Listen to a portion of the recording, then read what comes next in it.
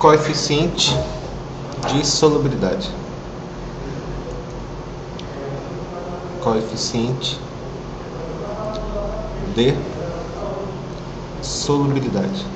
Esse aqui é o primeiro tópico de soluções. Bom, vamos verificar. O que vem a ser coeficiente de solubilidade? Olha, coeficiente de solubilidade, que também é chamado de CS, é a quantidade, geralmente em gramas, necessária do soluto para formar, como a quantidade padrão, geralmente em litros, do solvente, uma solução saturada.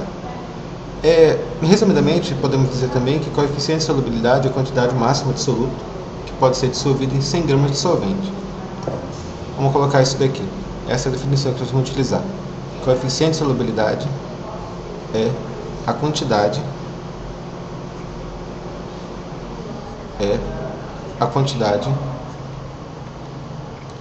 máxima de soluto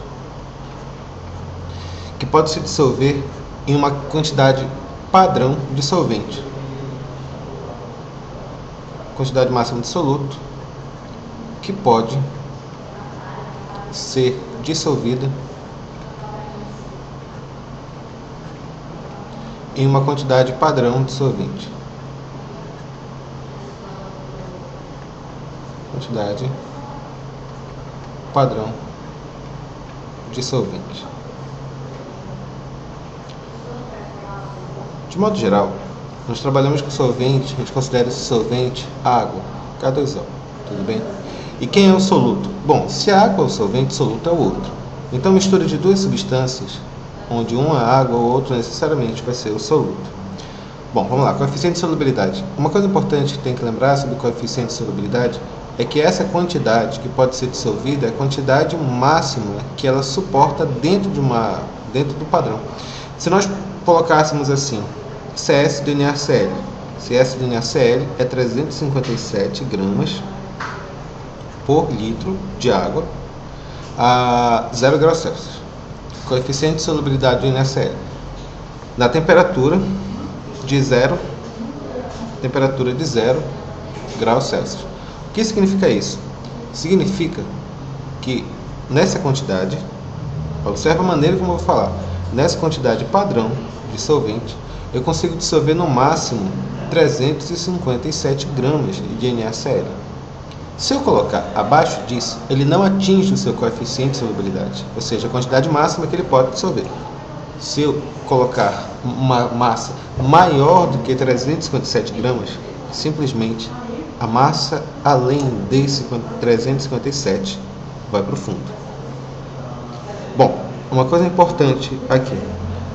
Embora eu tenha colocado assim o coeficiente de solubilidade do NaCl como 357 gramas por litro de água dentro dessa solução aqui, o normal, pelo menos dentro dos exercícios, dentro do raciocínio, é trabalhar em gramas. Por exemplo, se eu pudesse colocar assim, outro exemplo, coeficiente de solubilidade do KNO3, nitrato de potássio, é de 46 gramas por 100 gramas de H2O a 30 graus Celsius. O que significa isso? Significa que na quantidade padrão de 100 gramas de água, eu consigo dissolver no máximo, consigo adicionar a esses 100 gramas 47 gramas de KNO3, nitrato de potássio, de modo que vai se dissolver completamente. Se colocar nesta temperatura uma quantidade maior, vai para o fundo.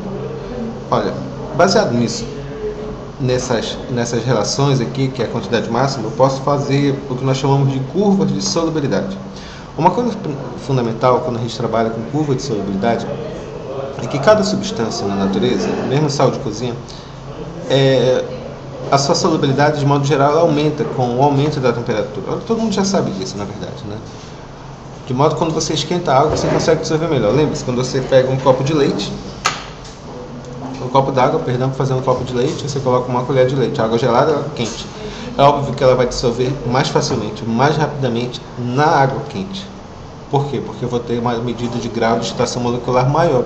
Lembre-se, quando aumenta a temperatura na substância, aumenta o grau de agitação molecular. Aumentando o grau de agitação molecular, portanto, há maior interação entre as moléculas do soluto e do solvente. E, portanto, elas se dissolvem mais facilmente. Posso colocar aqui um exemplo? de curvas de solubilidade. Vamos usar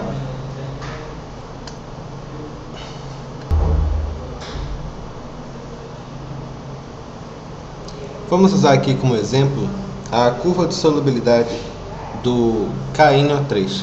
Curva de solubilidade do KNO3. Observem aqui, a solubilidade do KNO3 ela aumenta conforme o aumento de temperatura. Por exemplo, aqui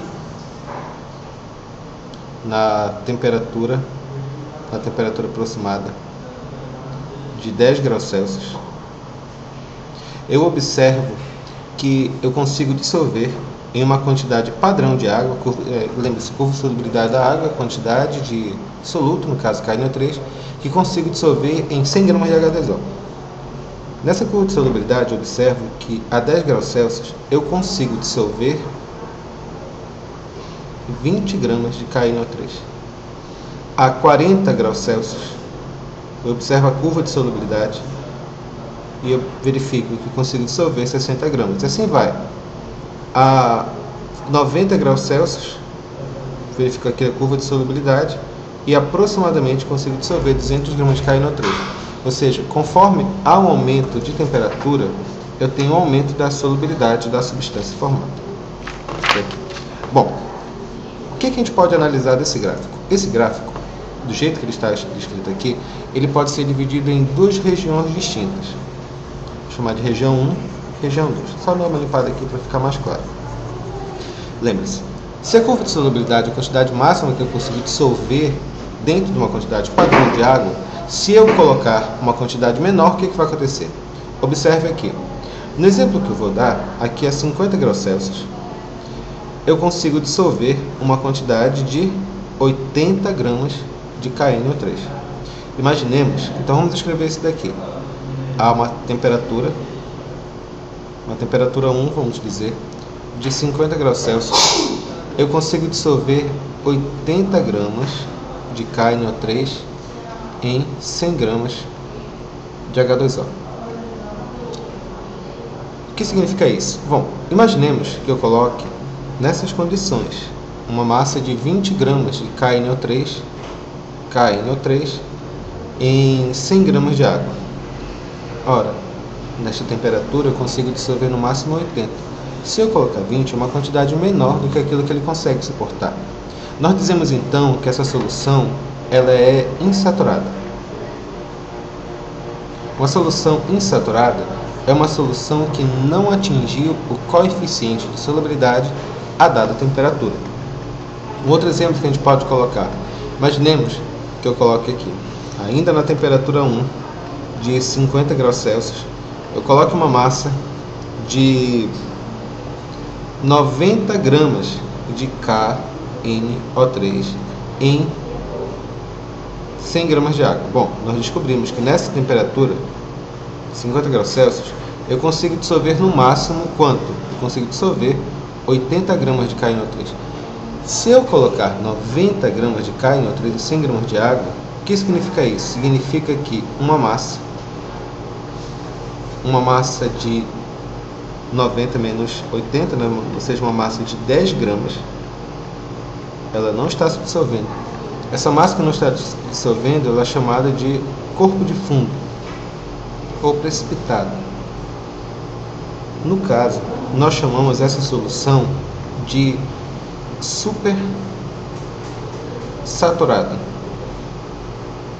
ou saturada com corpo de fundo, com precipitado, corpo de fundo. Obviamente, uma solução que está no coeficiente de solubilidade, que atingiu seu coeficiente de solubilidade, que tem a quantidade máxima de soluto dissolvido sem mol de água, é chamada apenas de solução saturada. Então, bora dar uma revisada aqui. Se a solução ela está abaixo do coeficiente de solubilidade, ela é chamada de solução insaturada. Se uma solução ela atinge o CS, ela atinge o CS, ou seja, atinge o coeficiente de solubilidade, ela é chamada de uma solução saturada. Uma solução que ultrapassou o coeficiente de solubilidade, ela é chamada de supersaturada. Bom, isso aqui é muito interessante para lembrar aquele suco de laranja que sua mãe faz pra gente, que tua mãe faz, né? Se tiver muito açúcar no fundo, você já sabe o que aconteceu. Uma solução supersaturada, ou seja, ela colocou açúcar numa quantidade além do que a água que tem no copo, na vasilha, seja capaz de suportar. Então é isso aí.